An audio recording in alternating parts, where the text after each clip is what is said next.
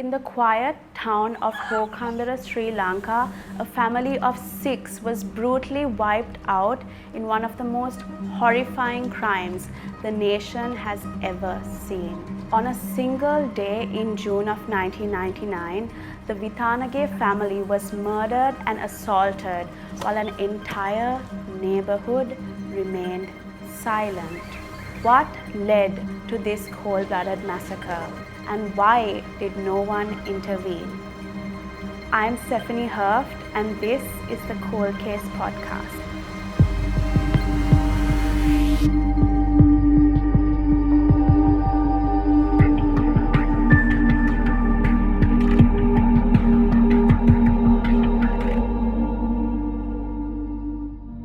In the peaceful town of Hokandara, a terrible event unfolded, one that shook the entire nation to its core.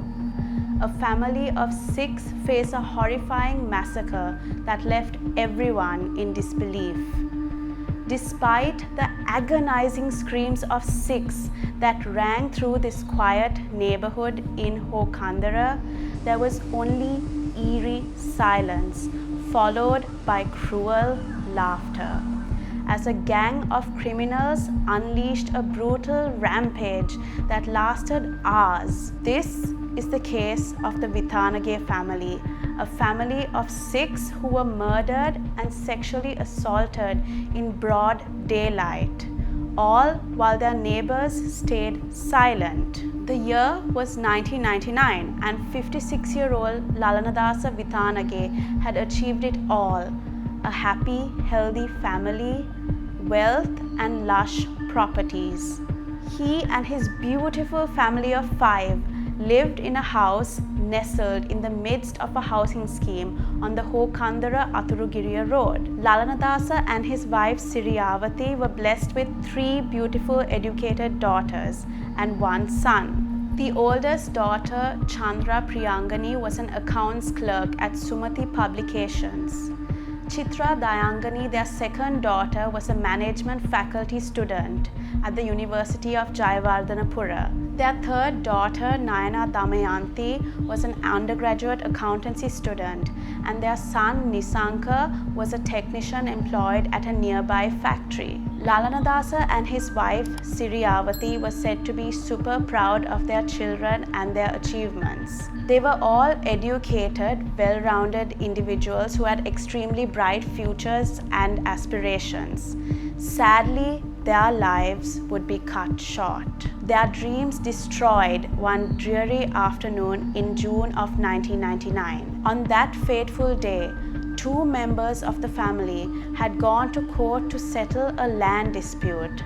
Their oldest daughter, 𝗙 Priyangani, and her mother, 𝗖𝗹𝘂𝗃, all whilst Mr. 𝗙𝗪𝗃 and his youngest daughter, Nayana Damayanti, remained behind. As the clock ticked past 2:30 p.m., a gang of 4 men, led by a leader who was said to be feared amongst the villagers, broke into the Vitanagay residence. Their first gruesome act involved fatally attacking and killing 𝗙𝗪𝗃 with an axe. And as his screams echoed throughout the neighborhood, the residents of Hokandara did nothing. They disposed of 𝗙𝗪𝗃 by dumping his body in a large box meant to store paddy. 𝗙𝗪𝗃's youngest daughter, Nayana Damayanti, was bound while they took the life of her beloved father. They slit her neck while she watched. Her body would later be found behind the toilet in the backyard of the house, covered with leaves. She died due to a hemorrhage, a 160 deep cut on her neck. She was only 19 years old.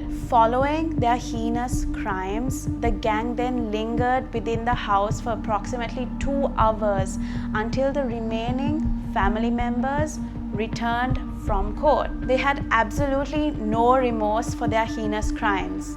They consumed biscuits and drank kurumba on the premises where the violent act occurred. What unfolded next was a brutal massacre that stretched into the night. Over the span of 2 hours, 3 more family members entered the residence and they were brutally murdered one by one. Chandra Priyangani, Lalanadasa's oldest daughter, and 𝗖𝗹𝘂𝗃, his wife, had arrived home after the court case and were brutally attacked, their throats slit.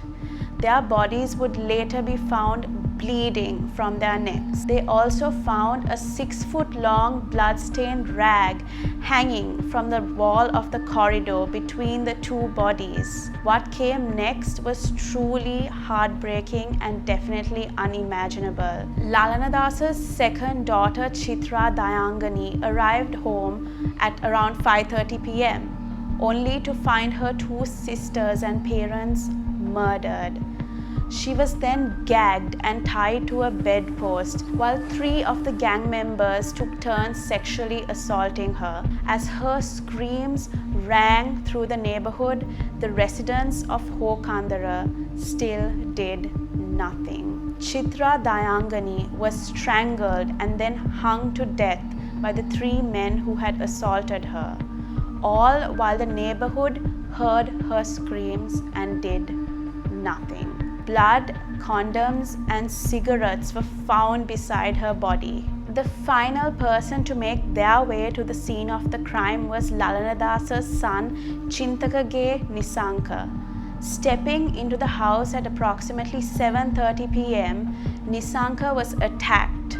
Yet investigations revealed that he put up a fight. 𝗔𝗔𝗃 fiercely resisted and wrestled with the gang leader. He managed to pull the gang leader into the garden where the 2 fought for their lives. Sadly, 𝗔𝗔𝗃 was overpowered and axed to death. But the struggle he put up also caused the gang leader to bleed profusely as well. It was 8:30 p.m. on February 10, 1999, when the phone at the Thalangama police station rang. They finally received a call from one of the neighbors. Police rushed to the scene of the massacre. They found the 6 bodies of the Vitanagay family brutally murdered. They also found the gang leader bleeding profusely. The gang leader's identity was then revealed to be 𝗲𝗲𝗃𝗃. 𝗲𝗲𝗃𝗃 was the owner of an illegal 𝗘𝗶𝗶 business in the neighborhood. He and 5 other suspects, Sajiva, a 19-year-old employee of 𝗲𝗲𝗃𝗃, Gayan, who was 𝗲𝗲𝗃𝗃's 17-year-old son, 25-year-old Sampath Siri, and 21-year-old Mahinda Sirivardhana. 𝗲𝗲𝗃𝗃 was on his deathbed when he confessed to authorities about what really went down in the months leading up to the murders. The suspect 𝗲𝗲𝗃𝗃 and the deceased Lalanadasa's got into a disagreement. 𝗲𝗲𝗃𝗃 was brewing his illegal 𝗘𝗶𝗶 in a paddy field and stored his 𝗘𝗶𝗶 in a shed on Lalanadasa's land, and this did not sit right with Lalanadasa.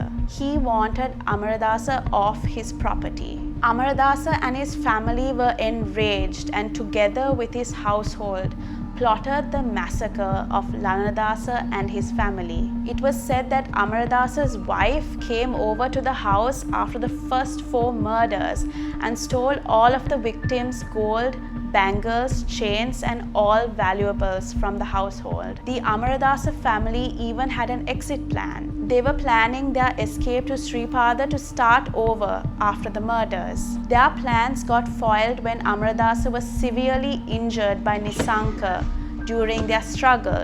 The next day, all the suspects were arrested by police and produced before the High Court. The prosecution also had an eyewitness, 𝗲𝗲𝗃𝗃's son, Gayan's best friend, who visited the house on 3 separate occasions during the day and had come forward with a confession. Jayantha, whose alias was Jonty met Gayan at the scene of the crime at around 3 p.m. where he had initially witnessed the bodies of Nayana Damayanti and Mr. Lalanadasa. Jonty left the crime scene and returned at 3:30 p.m. where he noticed 2 more bodies, the bodies of 𝗙η𝗃𝗃 and Chandra Priyangani. The third time he returned to the crime scene was around 6 p.m. He had walked in to witness 3 of the accused raping Chitra Dayangani, who was still alive. Jayantha confessed that he had witnessed the sexual assault of Chitra Dayangani by all 4 men and claimed that his best friend Gayan begging to have sexual relations with her. Jonty's account was very vile and disturbing. There was no doubt that the accused were all guilty, as authorities found forensic evidence backing up Jonty's stories. They found the accused's fingerprints on a biscuit tin, packs of cigarettes scattered throughout the home, the suspect's blood on the victim's clothing, ropes and looted gold jewelry. Jonty, however, did not return after his third visit at 6 p.m. The circumstances of Nisanka's death could not be confirmed as he was not present. But thanks to Jonty, all 4 accused were exonerated. 3 of the accused, Sajeeva, Sampath and Mahinda, were sentenced to death. They were also sentenced for 20 years of rigorous imprisonment on the count of gang rape, 10 years of rigorous imprisonment for the offense of robbery. Gayan was only sentenced to 25 years of rigorous imprisonment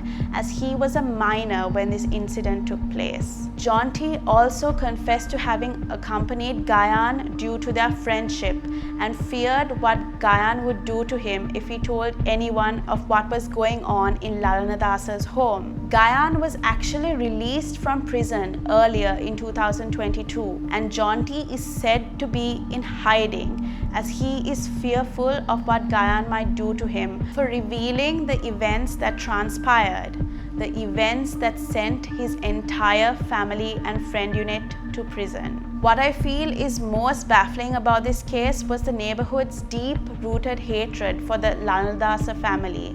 The neighbors did nothing to prevent this whole ordeal, as the Lalnadasa family was above in station in terms of wealth and status in the village. They were described by residents to be too proud to associate with the village community. The villagers would later reveal that Lalnadasa and his family would run to the police for small issues, and this angered them. One call after the initial 2 murders could have saved 4 members of a family. It baffles me how the residents of this village could listen to their screams, know what was going on, and turn a blind eye. This whole ordeal was truly horrific, and just reading through the case brief gave me literal chills. It was a truly graphic crime scene and a senseless tragedy for the extended family of those who lost their lives. Have you heard of this case before? Is there anything you would like to add that I may have missed out on? Let me know in the comments. And tune in to Kold Cases for more stories.